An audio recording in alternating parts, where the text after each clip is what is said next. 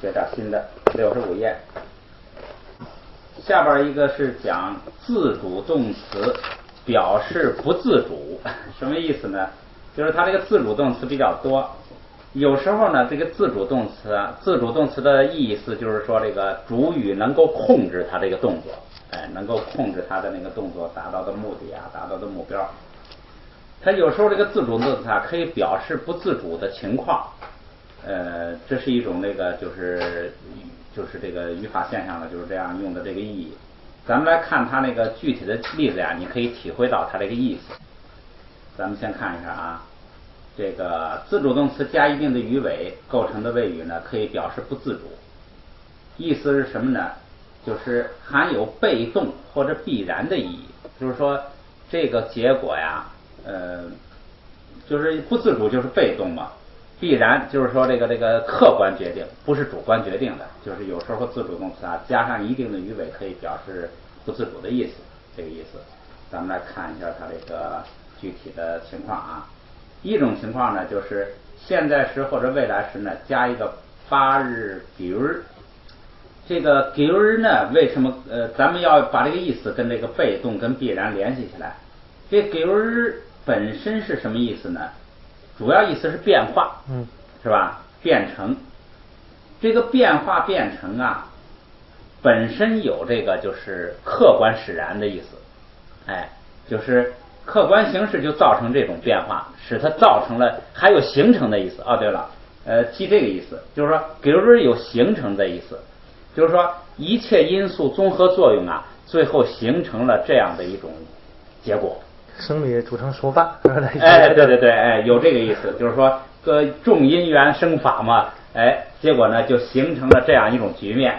所以你一看到他这个巴尔给日这个情况呢，你就想到就是说他这个里头啊有客观因素使它形成现在这种局面的意思，就是有被动跟必然的意思，跟这个单词联系起来。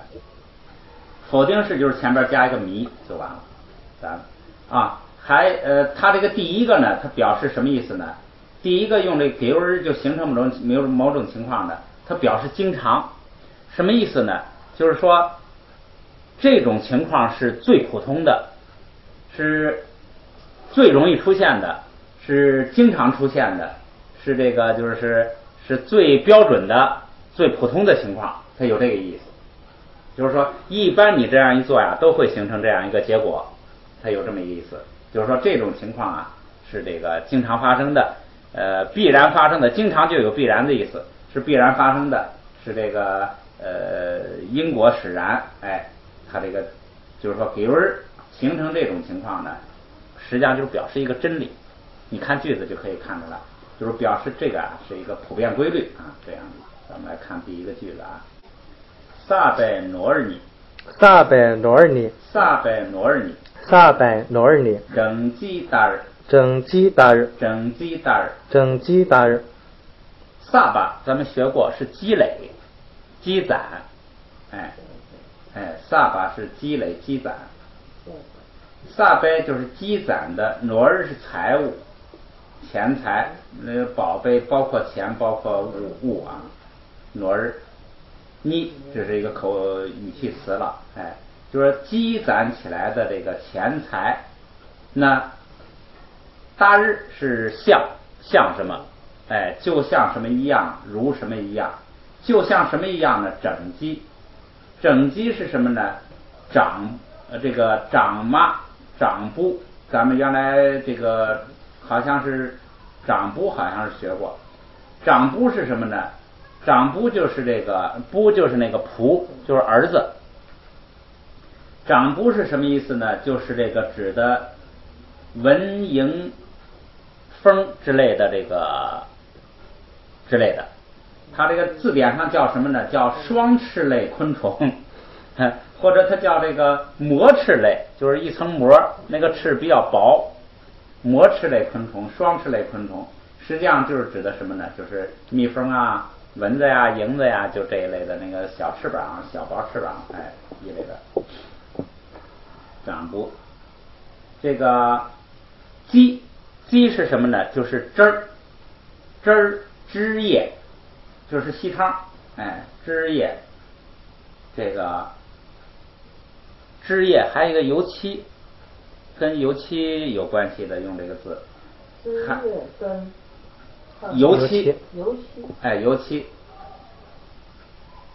就刷油油漆。对，还有一个抽象的意义就是精华，就是什么东西，你比如水果把汁儿挤出来，那是水果的精华。这个汁儿，汁液有精华，抽象意义有精华的意思。那个甘露啊，就是dü鸡就是那个磨汁儿，就是甘露。这个呢，就是这个，这是什么汁儿呢？是这个蜜蜂的汁儿，蜜蜂的汁液，就是那个蜂蜜。这是指蜂蜜。整鸡就是蜜蜂的这个汁儿，蜜蜂的汁儿就是那个蜂蜜。说积攒起来的钱财呢，就像蜂蜜一样。这个南西贤给。南西贤给，南西贤给，南西贤给，绝巴儿给儿，绝巴儿给儿，绝巴儿给儿，绝巴儿给儿。南是何时，西是不定指代词，就是什么时候。实际上这个何时呢，就不是问的意思了，就是说总有那么一个时候，不管什么时候，总有那么一个时候，就变成了这样一个意思了。总有那么一个时候呢，闲是其他的其余的另外的，在这儿呢就是指人，就是其他的人，就是不是积攒钱财的这个人之外，这个人之外其他的人。闲给就是其他的人变成主语带句格，其他的人做主语，谓语是什么？是倔吧？倔吧是什么呢？是一个意思是咱们讲过，一个意思是行，是吧？菩萨行，行菩萨行的行，一个意思是享用，两个主要意思。实际上它最主要的基本意思是享用，倔吧最主要的意思是享用、享受，享用就是，然后呢，巴尔给尔就是咱们先讲前边吧，先讲前边。刚才这个短句子就变成什么了？别人享用，是吧？然后南西就是总有一个时候被别人享用，是吧？那个享用是主语，享用宾语是什么呢？宾语就是那个钱财，对吧？就是说你一个人积攒的钱财就像蜂蜜一样，总有一天呢会被别人享用。这是一听好像没道理，实际上这是铁定的真理。因为什么呀？你积攒的钱财一定你自己享用不了，这是真理。就是说，因为积攒的财物肯定不是你享用的财物，就是说你只要是积攒的，肯定是被别人享用，这是没问题的。这个后边这个巴尔给尔呢，就是表示什么呢？就是他这说的是表示经常。实际上我们用这个词义来理解呢，你就跟这种词义联系起来，就是什么呢？就是说它就会形成这样的结果。你要是把钱财积攒起来不用，它一定最后呢会形成一个什么结果呢？一定是被别人用。它表现真理，就是前面说的那叫必然，被客观众因缘呐和形成必然形成这么一个结果。但是有因缘的。对。然后这个，所以呢，你就跟这个意义联系起来，后边带巴尔给尔就是形成一种必然的现象，有客观必然性。它表示在这儿呢，表示经常是表示什么？表示一种真理，就是说，一定是这样的。这是一般那个，你看这撒迦格言里头的，一般就是那个叫谚语呀，什么表示这个人们总结的这个真理来这个对待的。学了不少东西啊。咱们来念一念啊。萨贝努尔尼，萨贝努尔尼，整鸡单儿，整鸡单儿，本来应该是长鸡是吧？因为那个鸡是闭音节，所以整鸡，整鸡单儿。下面，南西贤给，南西贤给，绝巴尔给儿，绝巴尔给儿。咱们来两次读完啊。萨贝努尔尼，整鸡单儿。萨贝努尔尼，整鸡单儿。南西贤给，绝巴尔给儿，南西献给绝巴尔格尔。好，咱们再来一句啊。若浪竹呗，若浪竹呗，若浪竹呗，若浪竹呗。若是这个两个意思，一个是味道，一个是尸体。咱们讲那个心经的时候讲过，若是味道，这个味道呢是指，注意这个味道是指的那个舌肠胃的那个味道，不是气味。这个第二个意思是尸体，这个地方就是尸体。浪是什么呢？浪就是起来，就是起来。咱们也见过，也学过，天起来了就是天亮了。若浪是什么？就是尸体起来，就是什么呢？就是叫它这就直接叫起尸，实际上就是什么呢？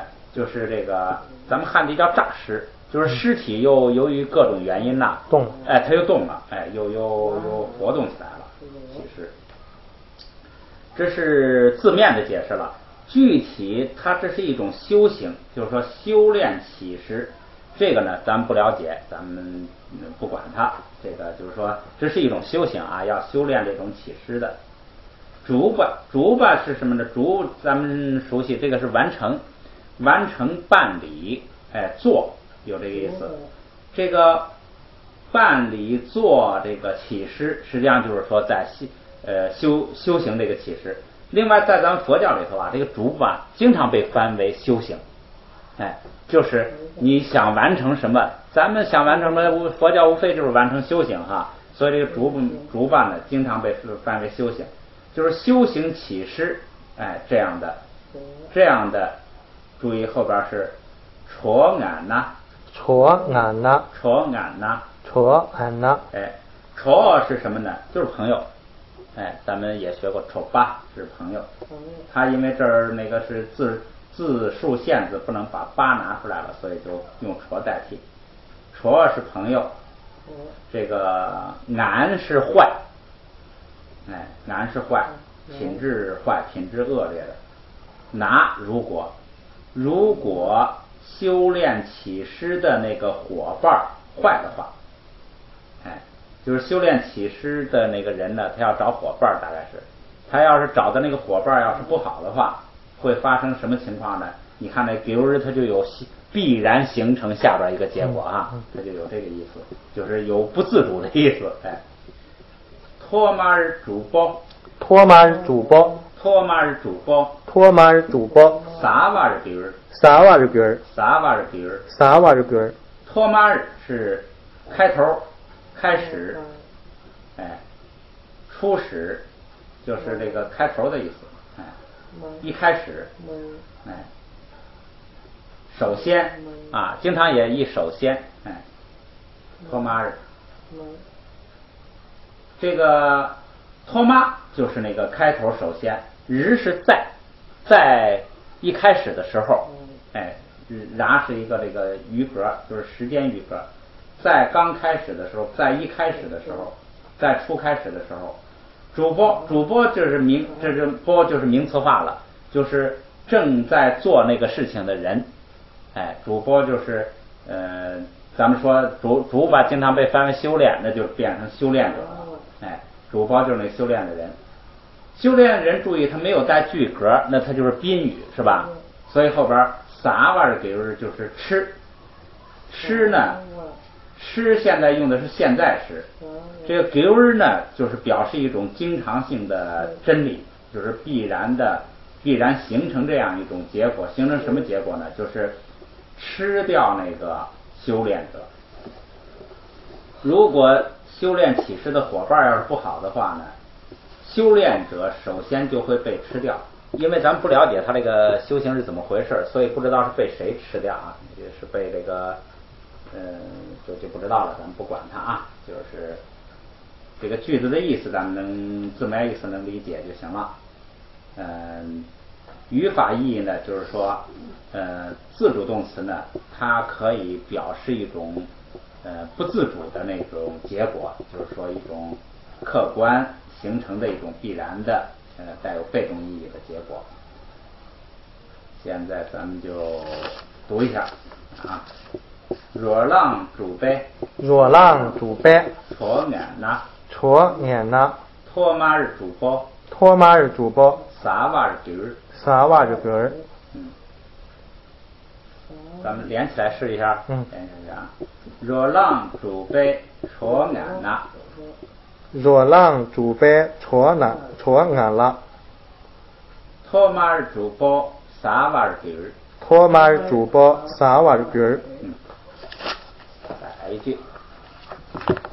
翻过来是长塞底尼。长塞底尼。长塞底尼。长塞底尼。长塞这是一个译音，就是婆罗门。哎，如果译呢叫梵志。梵志这个意思就是说，梵是指的梵行，就是清净行，像打坐呀，反正不思善不思恶呀，反正这包括外道的。这就是外道。这个梵志就是说有志修行清净行的人，哎，这是意义。这个译音就是那个婆罗门。你看他这个藏文的音普拉玛婆罗门哈，也是吧？婆罗木是吧？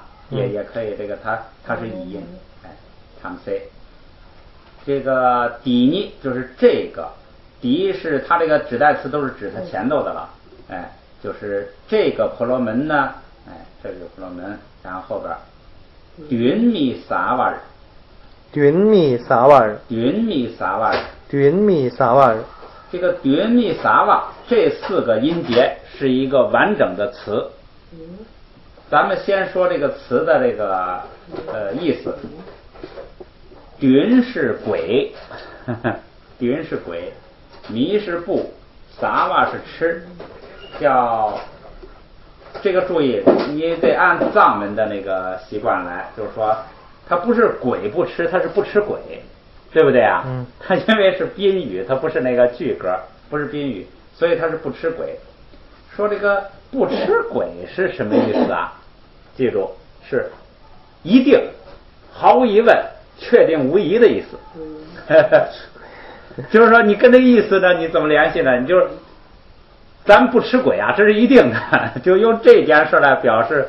当然它不一定是这意思，咱们就是为了记单词方面啊，就是用我们不会去吃鬼，这是肯定的，这是毫无疑问的，只是客观绝对的，绝对的没有问题的，哎，你就这样记。那个当时周老师一说，你看啊，不吃鬼是肯定，哎，我们一下就记住了。哎，你就记住，不吃鬼就是说这个事情是确定无疑的，我们肯定不吃，哎。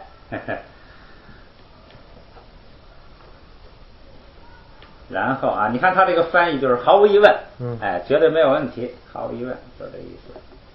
这个哇日那个然呢是这个表示方式，一般来说就是我说的那个，实际上它是做状语，相当于汉语的土也地，哎，就是形容一个那个就是动作，毫无疑问会如何。下边啊，给别国，给别国，给别国。给别国，给国是国王，国王的头是吧？国是头，国王的头，这是宾语。下边是动词，是龙瓦日给尔吉。龙瓦日给尔吉。我不要把那个日再读出来了，后边别扭。古吉的。龙瓦日给尔吉。龙瓦日给尔吉。龙瓦日给尔吉。龙瓦日给尔吉。哎，这个龙瓦是什么呢？龙瓦就是乞讨。那个僧人是叫这个，其实给龙善起是吧？给龙给金，哎对，给龙就是善起，就是这个比丘。这个龙呢就是乞讨的意思，乞讨木化就是这个化缘，哎，这一个意思。但是这个它不是它的那个词的基本意思，它词的基本意思是什么呢？是升起竖立，哎，升起竖立。有点那个浪的意思，哎，起来，升起，竖立起来，引发，它这个或者是你就记这个单词两个意思，哎，一个是升起一个什么东西，竖立一个什么东西，一个是这个乞讨。乞讨这个地方用的就是乞讨，后边啊瓦日比如是这个咱们现在用的，就是说，命令式加上这个现在时或者未来时加上这个巴日比如呢，表示这个就是经常发生。经常发生的，带有必然性的，就是这个带有被动意义的，会形成这样的一个客观，形成这样一个结果的那个意思。这就是这意思，就是什么呢？注意，比如后边最后跟了一个题，一个句格的格助词，你们还记得咱们出现过一次这种情况，就是一个句子的最后出现一个题，就是格助词，就是这句格，或者是说属格，什么意思呢？就是肯定的意思。咱们前头出现过一次，就是在最后本来那个。你看，本来那个句格呀，什么应该加在名词上，对吧？加在名词上，它作为一个主语呀，或者说什么，结果呢，它加在什么呢？加在这个动词上，好像很没有道理，而且是在句子最后。记住，最后有一个句格或者是属格那样的呢，它是什么呢？就是肯定语气，就是一定会这样的。咱们出现过一次这样的，这是一个语法现象。现在咱们把全句来统一下，是这个说。这个婆罗门呢，对密萨瓦日就是毫无疑问，他会做一件事，做什么呢？就是做这个隆瓦，就是来乞讨什么呢？乞讨国王的头。这个婆罗门一定会来要国王的头，这是怎么回事呢？前头就是咱们那个释迦的有一生的那个，不是说要布施他的头吗？就是我记不清了，我就举一个例子，两国要打仗。就是这个你说的。两国要打仗，然后这个释迦的前身呢，菩萨就说，这个就是你不要，就是你的这个发动战争的理由是不成立的啊。如果你不相信的话呢，我可以把我的头这个立刻就可以给你啊。我并不是这个不会对你造成威胁，反正就是我说的这个完全是一个假设的情况啊，因为我记不清那个具体的故事，我就是为了给你编这么一个情节，让你理解这意思。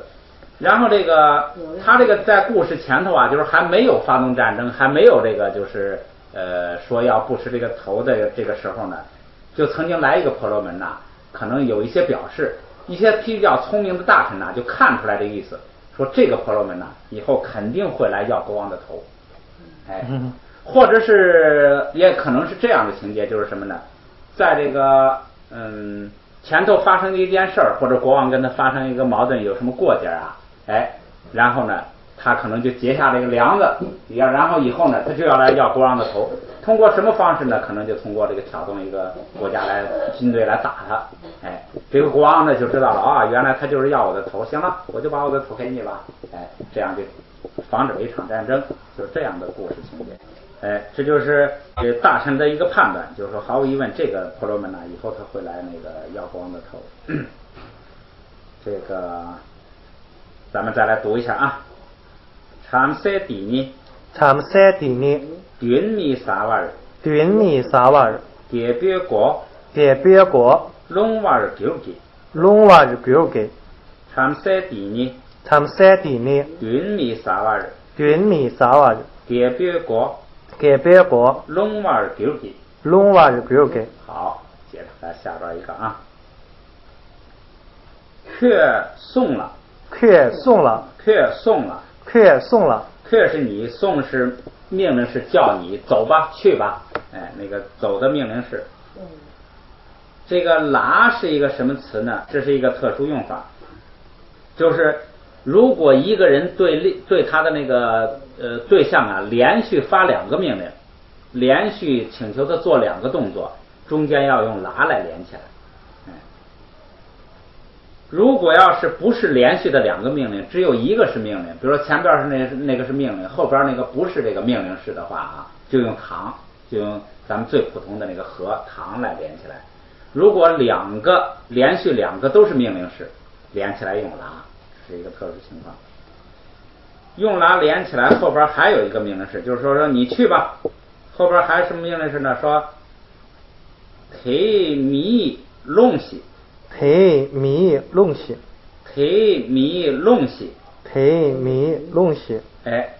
忒就是他的，米就是眼睛，是吧？他的眼睛，龙就是那个要的命令式，又是哪若又是这个后加那个再后加字撒，命令式，就是西又是命令式哈，是命令式加命令式，就是说你去吧，要他的眼睛，两个命令式。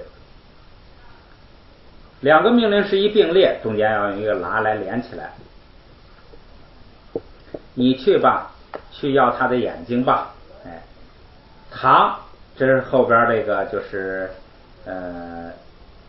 西在这起什么字啊？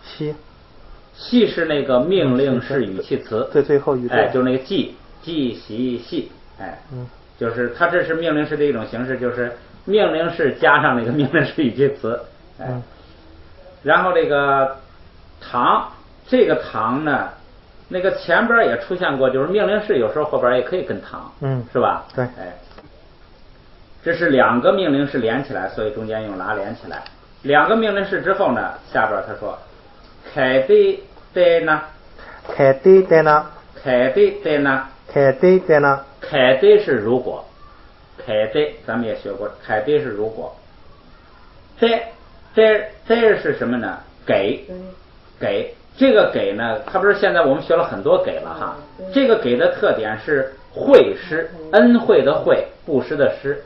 这个给有惠施的意思，就是有点这个做好事儿居高临下的那种惠施发放，这个给有点这个居高临下的发放喂养，这个给是有这么点特点吧。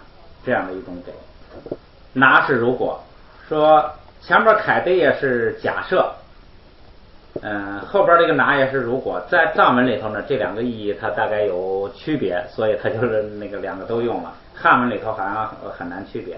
凯的就是说，假如他要是给了的话呢，就是如或者用后边的如果他要是给了的话呢，你去要他眼睛吧。如果他要是给了的话呢，后边。马将米翁巴尔吉尔，马将米翁巴尔吉尔，马是军队，将是也在，米翁瓦是来，米翁瓦就是不来，吉尔就会形成这样的一种客观的形式，就会形成这样的一种结果，就是那个说。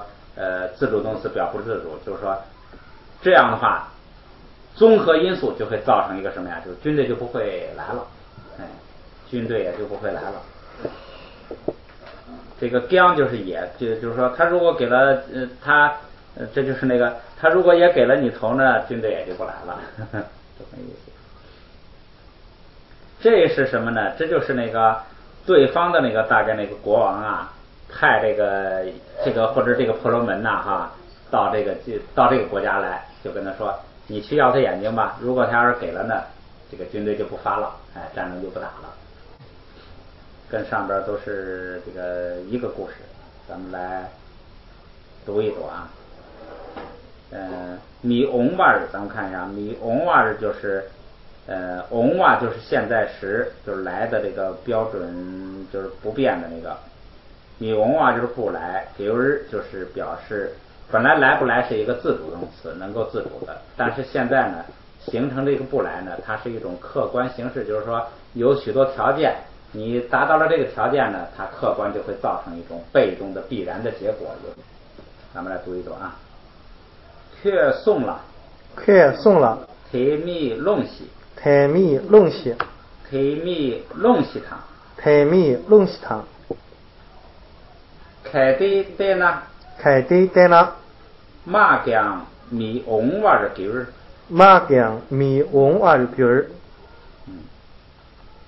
再来一遍啊，却送了，提米弄西汤，开的在呢，马将米翁瓦的吉尔，下边一句啊。内马银贝，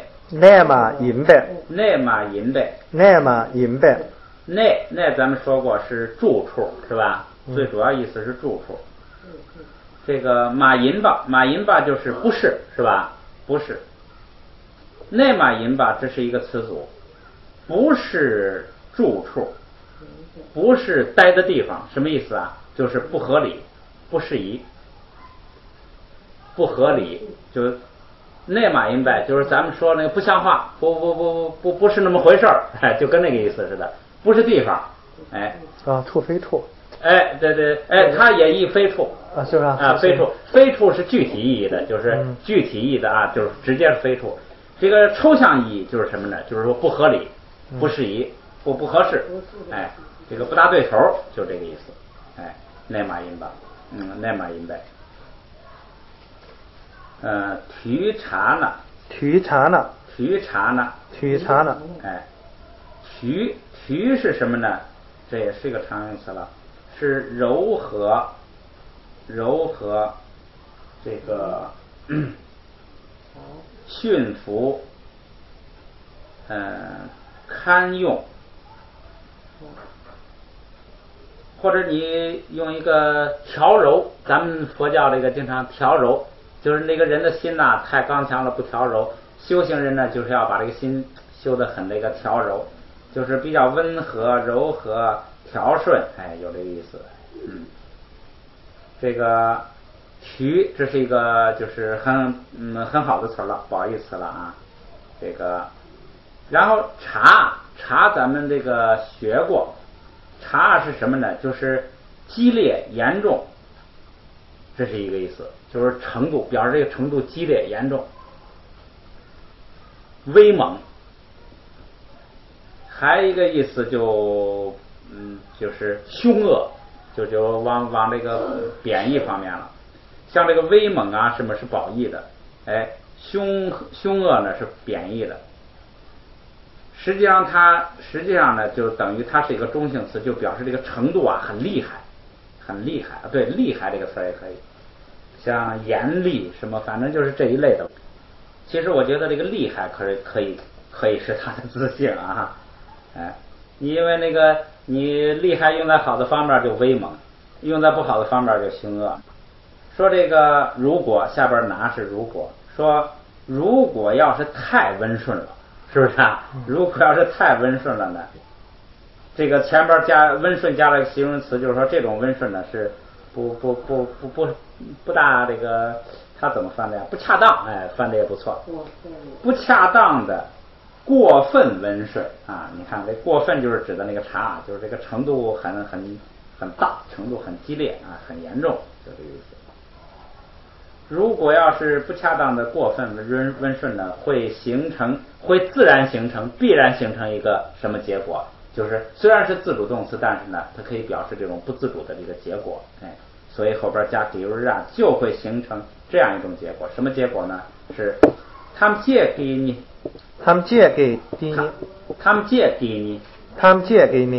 因为这个它是这个就是萨迦格言，它是7个字一句哈。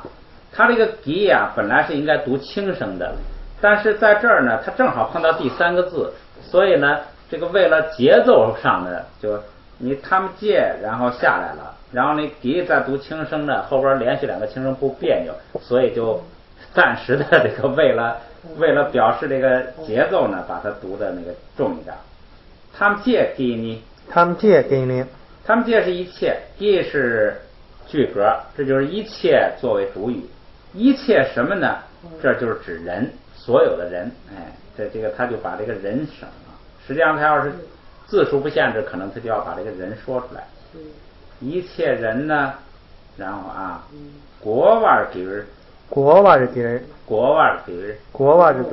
这个国我们也是刚学过，叫这个嘱托，是吧？吩咐嘱托，就在这个60页最下边，60页最下边那个一行最后，60页最下边最后，你看是马大巴尔尼苏兰，正好也是一个萨迦格言，说对这个如果不了解的话呢，对任何人也不要一切巴唐国米卡，也不要相信，也不要委托给他事情，是吧？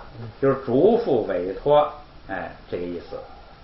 这个地方呢，再翻回来，它这个就是这个意思，就是说，嘱咐、委托、命令、吩咐啊，哎，说，如果你不恰当的过分温顺了呢，所有的人呢都会委托你，都会嘱咐你，都会这个命令你，就是这个意思。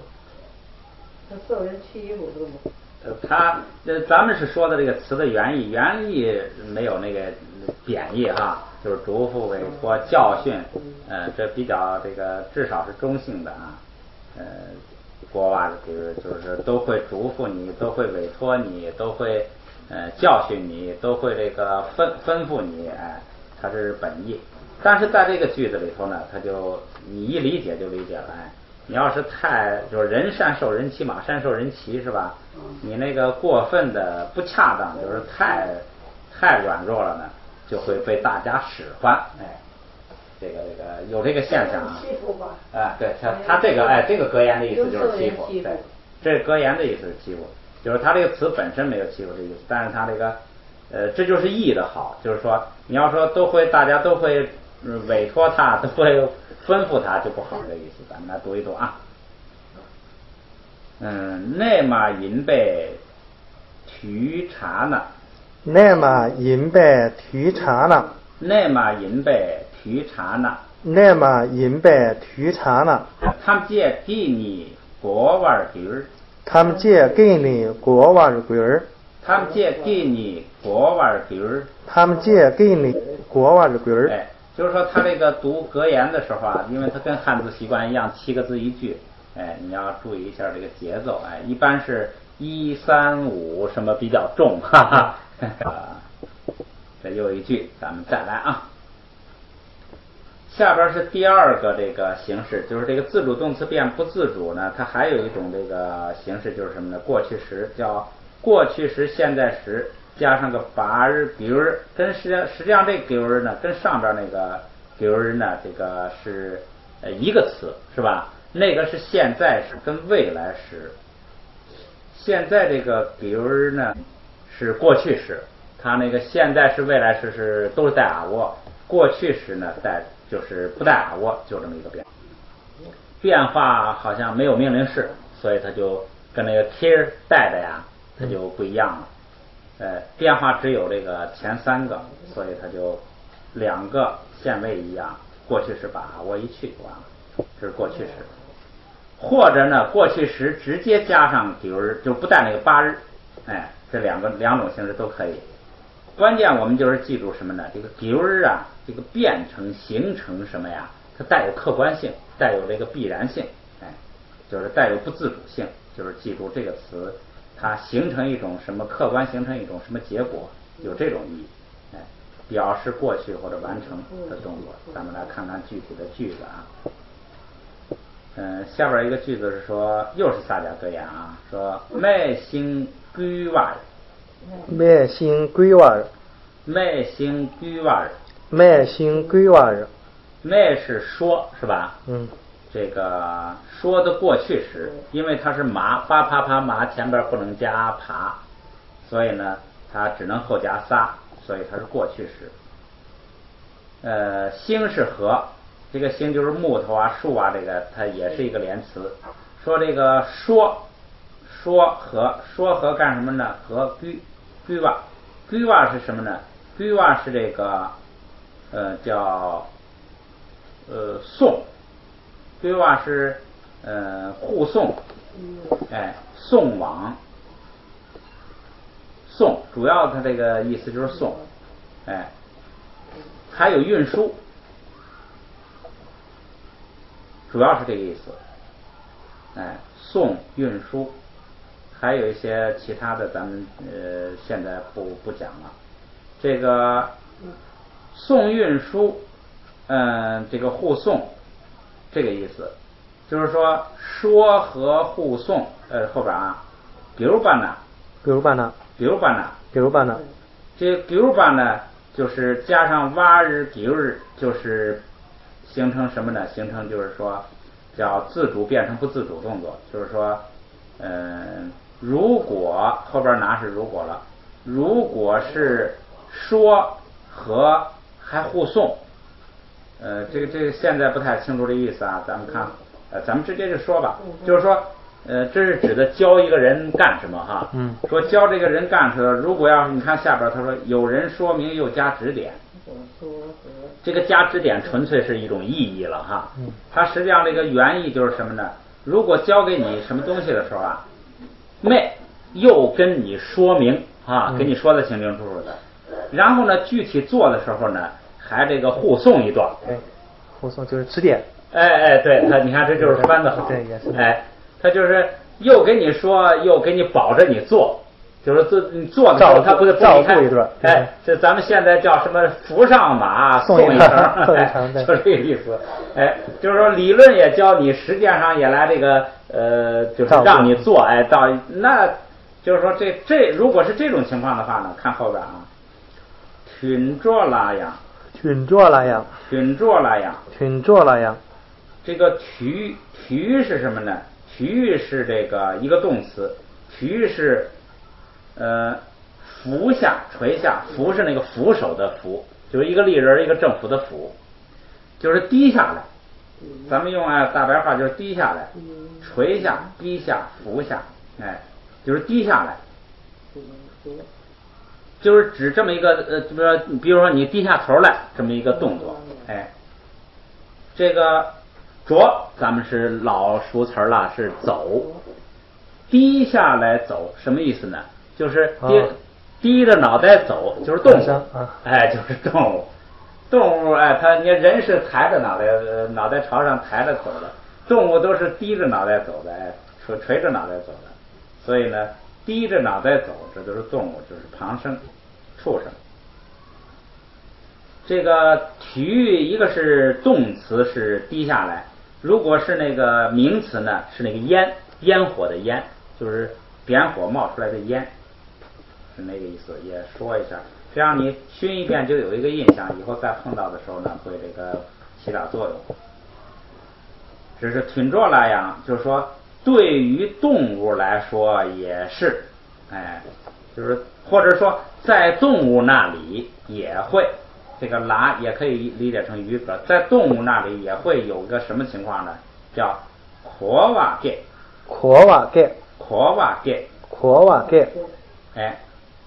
阔瓦是什么呢？两个意思，一个是听，一个是理解。听闻，就是听，听，一个是理解，两个意思。这个地方就是取的理解的意思。戒是什么呢？就是生死的生。这个生呢，这个非常常用，所以咱们介绍详细一点。它这个它的变化非常规矩，咱们就不用管它了。这个它的基本含义呢，一个是什么呢？是生产，生出来，发生，产出。发生就是生出来你比如说生出孩子来了，什么东西生出来了，产生出来了。第二个意思，生出来之后的增长也有它，就是增长，就是发育、成长。一个是生，一个是这个生长生长，对，一个是发生，一个是生长，两个意思。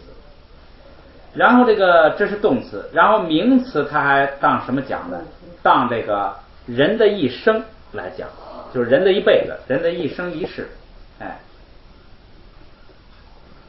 还有一个意思就是人生，寿命，这都是一个意思。说如果要是又有人跟你说，又有人这个护送你，就是你在实践的时候还有人这个指点你的话，在畜生那里也会产生理解，也会懂，也会明白。你看译的是有人说明又加指点，这个指点就译的比较好，译的时候就得这么译。你说有人说明又加护送，这个呢别人也能理解，是吧？也能理解，但是理解起来就这个，但是要是句子上就不太地道。有人说明并加护持，对，可能这样。护持也不太好，因为他这个他不是说他在这护持你，他就是就是我说明的这个，你在做的时候，我给你你哪儿弄的不对了，就光保证这个东西。你要护持就有点这个严重了，对。所以这个翻译啊，是个很高级的，这个很高深的，境界可以达到很高深境界的，所以值得好好下功夫。这个说如果要是又说明又护送呢，这个屯着就是这个在畜生那里呢也会生起理解，也会懂得。翻的就是畜生也会懂得，翻得很好。好，这个翻呢，周老师呢是语言专家了哈，那肯定是琢磨推敲半天的，所以可以从这学出很多这个翻译技巧来。他还专门有一本书讲翻译的那个哈，那个翻译教程。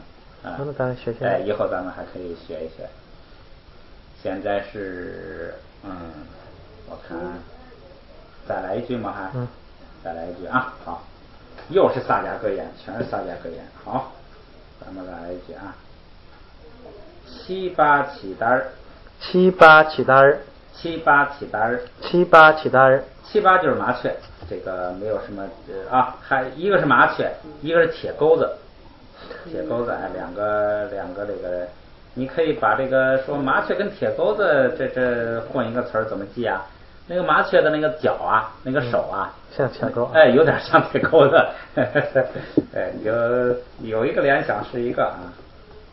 七八主要就是麻雀啊，起单就是如何、怎样、怎么样，什么样？这个起单是个疑问词啊，怎样？如何？怎样？穴是喂养，穴是喂养。比如这就是咱们说的那个自主动词加上这个比如呢，就形成这种情况就带有不自主的意思了。姜就是也，就是说麻雀呢你怎么喂养也不行，就是这个第一句就这意思。麻雀你如何喂养，怎么喂养呢都不行。姜也会发生什么呢？形成下边的这个情况。下边情况是什么呢？叫 papel gilwa papel gilwa papel gilwa papel gilwa。这个爬这个词呢，咱们以后也会常用。这是一个什么词呢？是这个这样来记啊，它的基本含义是意味、意趣、意趣，你记意趣吧。意趣是什么呢？就是这个意趣就是你的那个咱们说过那个解深密经的那个就是意趣啊，就是他的用意，他的想法，他的目的，他的欲望，他的那个趣味儿，趣有点这个愿望的意思啊，趋向什么意趣，他就这意思。确定说什么是意思？意趣。意趣，意趣，趣味的趣，趣味的，意识的意，趣味的趣，意思的意，对，它也就有这个意思啊、想法、看法啊、意趣，就说你这个人的这个用意了，然后还有一个意思，这个很常用啊，知羞，就知说无耻，知耻，知羞，知道羞耻，知羞，知羞，知道羞耻。这麻雀不知道对不对？这个跟麻雀没关系，你这个记啊这样记，说这个人呐，要是有点这个趣味啊，有点味道啊，就应该知耻。品味就应该对，有品味，对，品味可以。品味啊，它这个字典上还有一个知羞，这个它有一个叫有所顾忌，这个也是翻得很好。品味。就是说有所顾忌，不是说毫不知耻，不讲道德，想干什么就干什么。自己很有约束，有约束，对，这有脸面，对，有脸面。这个主要意思是这个啊，咱们为了突出主要意思，其他的意思先不讲。这个为什么这个词要特别介绍呢？因为咱们有一个词儿叫做什么呢？叫做不放逸。就是这个叫爬越，就是有知耻心，有所顾忌，这就叫不放逸。如果说爬没，就是没有顾忌，不支持，没有味道，没有趣味，你用了一个叫这个什么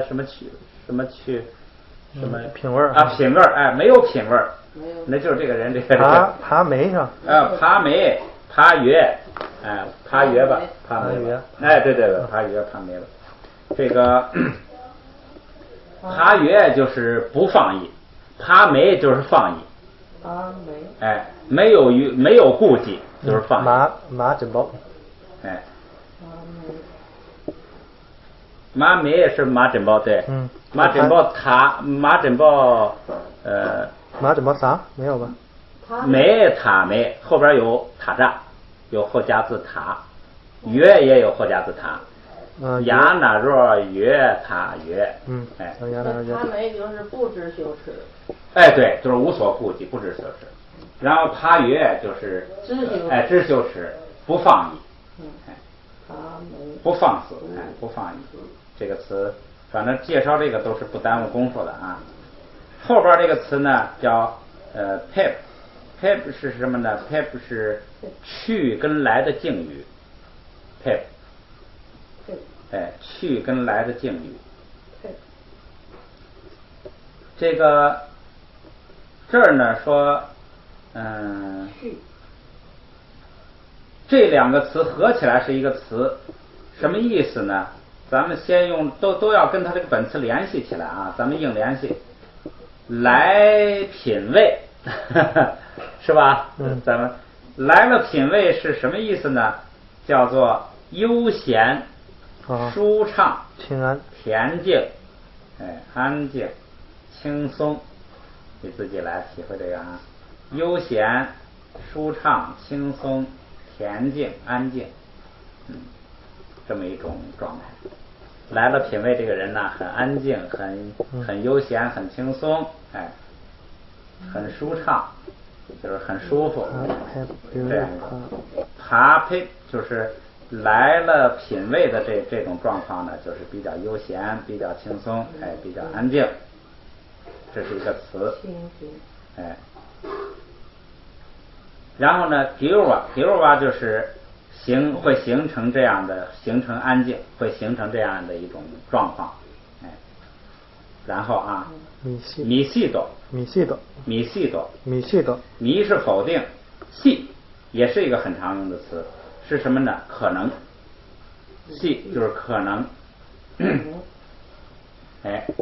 可能，也许，这是一个意思，可能是一个意思，还有一个意思是容有得有，就是允许有，得有，你得到有，容有得有，实际上你记一个有也就行了，就是因为什么呢？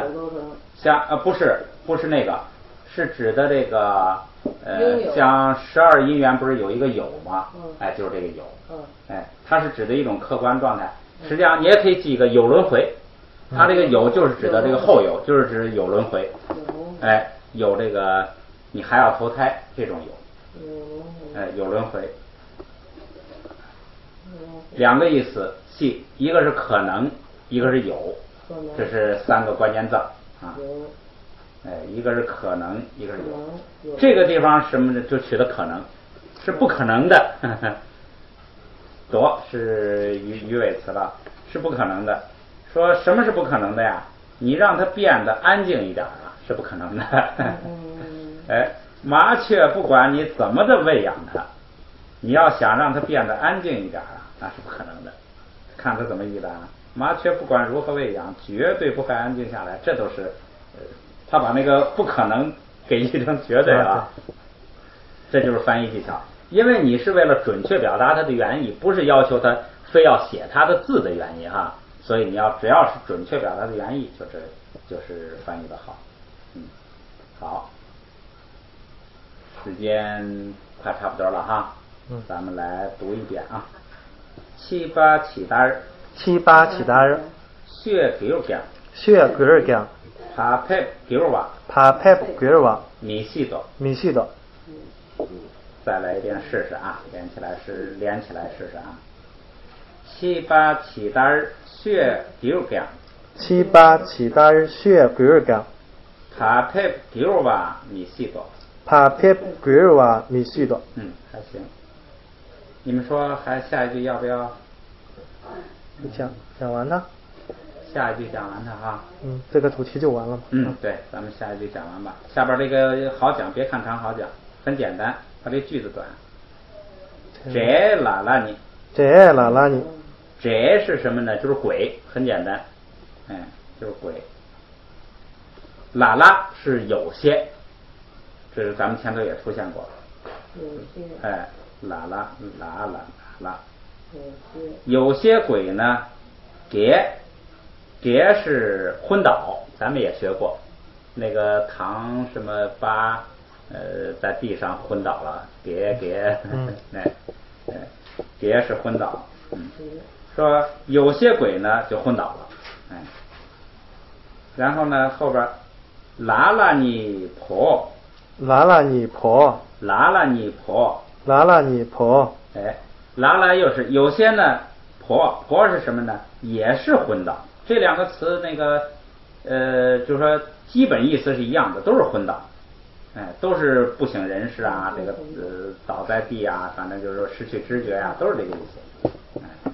大概在藏文里头，它还有一定的那个区别。这个后边这个呢，中风啊什么那种昏倒，有这种意思。这个婆的原型是加一个啊窝，婆的原型是前边有一个啊窝，就是它现在是前边有啊窝。就是啊，前加字是啊，这个拉拉给安，拉拉给安，拉拉给安，拉拉给安。还有一些呢，这一共3种情况，两个都是昏倒，还有一些呢，给是声音是吧？给是声音，安是坏，坏的声音是什么呢？它就叫恶音、不祥音，就是不好的声音，这是一个意思。再一个意思呢，就是那个叫苦、叫唤，或者呻吟呐，反正就是那种叫苦，我觉得比较好，就是喊疼啊什么，反正就是这类的不好的两个意思，一个是不祥之音，一个是这个就是叫苦的声音，这是给安不好的声音。后边云巴儿丢多，云巴儿丢多，云巴儿丢多，云巴儿丢多。这个云巴是一个动词，它的含义是这个取出、拔出，取出、拔出、拔掉。